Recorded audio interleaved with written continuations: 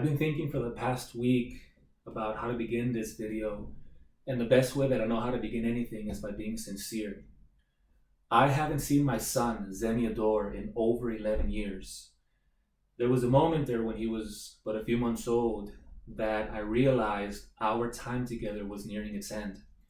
So I decided to keep a journal in which I would tell him my story because I wanted him to know who I was. I wanted him to know that I did exist, and any questions he would have concerning my absence would be answered in that journal. Now, the chief reason why I decided to publish this journal was because I wanted my words, which were written solely to him, to reach his eyes so that he'll know my truth as I experienced it. And the reason why I decided to have this journal reach a larger audience was because I truly believe it can help those couples who find themselves in a similar situation that I was in 11 years ago. Particularly that couple who find themselves at a crossroad, that couple who are about to have a child or who just recently had a child and who don't have the healthiest of relationships and are planning on splitting. I want them to understand that the child had nothing to do with you and your partner's strife.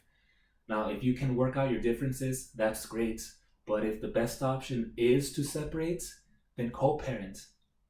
And please don't deny each other's right to see that child. I also believe that this journal will benefit the mother who won't allow the father to see his children. Now, I'm talking about the father who genuinely wants to be in his children's lives. Realize that your actions are not only hurting him, but they're also hurting your children. I also believe that this journal will benefit the father who wants nothing to do with his children. Even though the mother encourages him to be in their lives, who pleads for him to bond with his children, realize how fortunate you are to have access to them.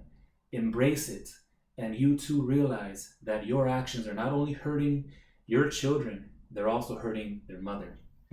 And lastly, I believe that this journal will benefit the parents who do have access to their children, but for whatever reason or other, they push them aside or they neglect them.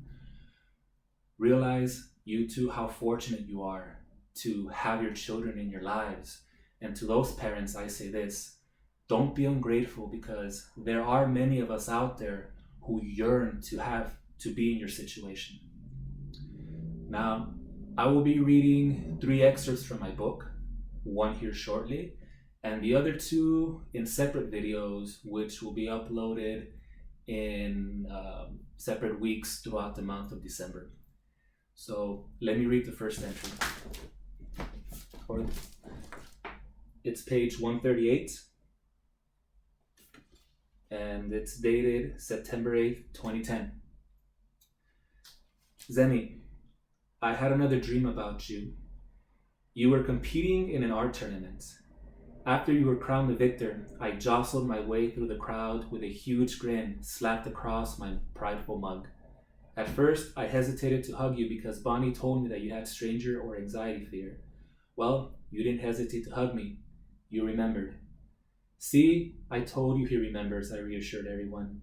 I lifted you up and gave you a prodigious hug. Let's get out of here, I said. My sister was kind enough to give us a ride home. I wasn't supposed to take you anywhere. We were to wait for Bonnie, but she was nowhere to be found. I guess she had forgotten. We had a grand old time in the back seat. I tickled you because I love hearing your laugh. I knew it was you because of that laugh. There have been times when I've been shopping at Walmart and heard your laugh. I'd scan every single aisle looking for you, but your laugh would vanish. I know it's you now because I can not only hear you, but I can see you as well. You pushed my hands to the side, sat on top of me, and offered me a portion of your cookie. That made us both laugh. Then I woke up. You do remember, Zemi. Love, Dad. Zemi, I am here, a journal written by Jose Luis Paez, available on Amazon now. Thank you for your time, and I'll see you next time. Bye.